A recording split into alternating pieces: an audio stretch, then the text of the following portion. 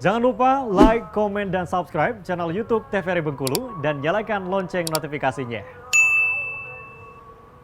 Oke, baik pemirsa, kita lanjutkan lagi obrolan pagi ini bersama Bapak Ade gitu, selaku sejarawan gitu.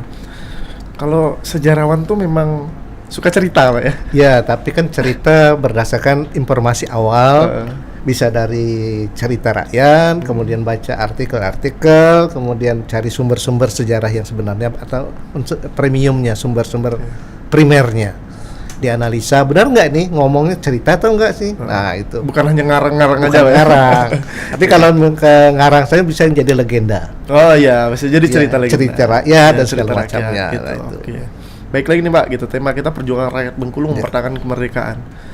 Masa-masa kemerdekaan itu adalah masa-masa yang kita dikuasai oleh Jepang tadi. Romusa tadi yang Bapak bilang tadi kan. Betapa tersiksanya, bahkan dikirim juga kemana, Pak, tadi? Ke Palembang, Ke Palembang. ada orang-orang kita. Ya, itu. Momen-momen apa yang bersejarah yang Bapak ketahui tentang perjuangan rakyat melawan Jepang itu? Melawan Jepang pada awalnya memang tidak banyak ya, tapi yang utama adalah karena Jepang terlalu mengeksploitasi kita, baik sumber daya manusia, sumber daya alam. Karena tujuannya satu, untuk kemakmuran Timur Raya, Asia Timur Raya. Jadi semuanya itu di bawah penjajahan Jepang. Nah, itu ada pepatah kuno Jepang mengatakan yang Hoko Ichiu. Artinya? 7 penjuru mata angin dikuasai oleh Jepang. Dikuasai oleh Jepang. Nah, itulah makanya Jepang itu ingin menguasai seluruh 7 penjuru angin tadi. Termasuk Indonesia, Asia Tenggara, segala macam itu. Dan juga ini Inggris juga sering menjajah kan, Pak, itu kan. Dan bahkan beberapa negara Inggris itu termasuklah Malaysia gitu kan, termasuk ini yang saya ketahui. Termasuk negara persemakmuran. Gitu, persemakmuran rata-rata menjadi negara yang maju.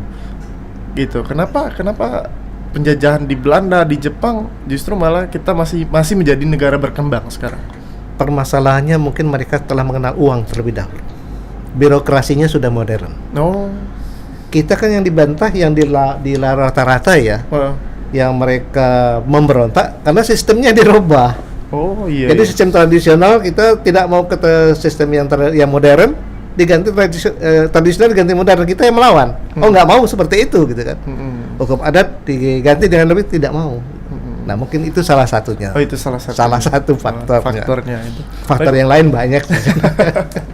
Gitu. Baik, lagi di Jepang. Apa tadi belum sempat cerita perlawanan tadi. Jepang ini kita juga melakukan peperangan kah? Tidak, kalau kita tidak. Perang. Karena kita nggak punya senjata waktu itu. Oh benar, berarti kata orang tuh kita melawan dengan bambu runcing dulu ya katanya. Selain bambu runcing kita dipaksakan kerja kan. Fisik itu udah diambil dari rumah suruh kerja gitu kan. Kita kalah jumlah kah atau memang kalah persenjataan saat itu? Sistemnya ya. Sistemnya. Karena Jepang lebih, di mana pagi-pagi hari kita anak-anak sekolah zaman Jepang itu harus menghormati ke matahari kan. Oh iya. Mungkin kan dengar cerita ya. Zaman Jepang kami dulu kalau pagi sekolah menghormati. Dewanya adalah matahari. Jepang. Bahkan benderanya juga kan. Iya, lambangnya matahari. Matahari gitu kan. Gitu. Nah, selain itu kan memang ada segi politiknya banyak ya, bukan hanya sekedar pemaksaan, tapi dalam merekrut atau mengambil hati rakyat kita, Jepang juga mempergunakan agama untuk majelis, namanya semacam MUI ya, majelis MIAI, namanya itu Majelis Islam ala Indonesia. Itu Jepang yang buat. Itu Jepang. Iya, pada masa Jepang, sehingga merangkul orang-orang yang beragama ini agar mendukung Jepang gitu. Jadi strategi juga. Strategi juga. Orang Jepang gitu. Untuk menyupport mungkin ya. Iya, untuk menjalankan kebijaksanaan yang politik tadi, politik kemenangan perang Asia Timur Raya. Nah, yang dilawan siapa? Sekutu. Ya. Sekutu berarti Uni Soviet, Amerika Serikat. Bahkan juga Hiroshima Nagasaki itu Amerika ya? Amerika itu. Bom atom ya? Itu kan akibat perang-perang antara Jepang itu. Ekspansi Jepang kan sudah kuat ya, tahun 40-an ya. Setelah Perang Dunia I, Perang Dunia Kedua kan itu.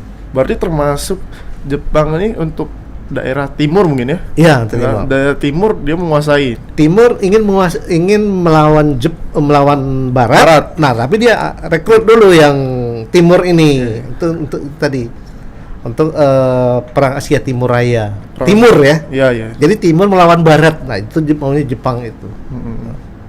Kalau peninggalan Jepang sendiri yang ada di Provinsi Bengkulu apa tuh?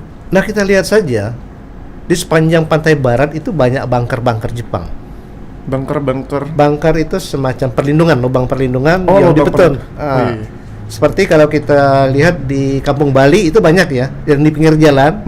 Itu adalah bunker Jepang itu. Peninggalan juga ya. Peninggalan Jepang itu. Nah, jadi Jepang itu telah membuat itu sepanjang jalan. Dulu ketika tahun 70-an ya, itu di Pasar Bengkulu masih ada bunker Jepang itu. Jadi sampai sekarang masih ada sampai ke tahun. Jadi sepanjang pantai kita itu ada bunker-bunkernya.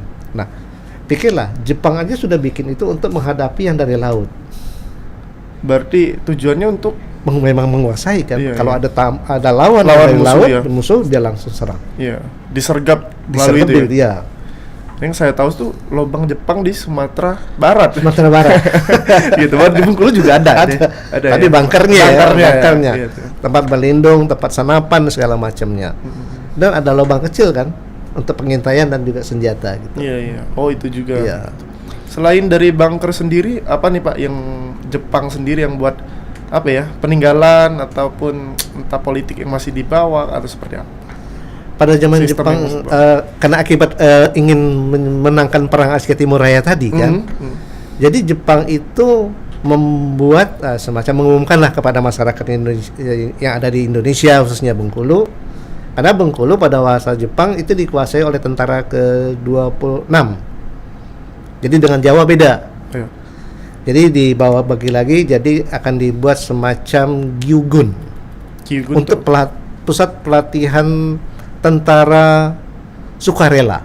Oh, itu cikal bakal juga ya, cikal bakal tentara Indonesia gitu. Iya, jadi pada masa Jepang itulah yang bisa kita ambil ya, hikmahnya di situ. Hikmahnya. Akhirnya juga terbentuk juga tentara yang benar-benar mempertahankan kemerdekaan dan bangsa kita sendiri. Jadi rata-rata pemimpin kita yang perang di revolusi segala macam adalah dari Gyugun tadi.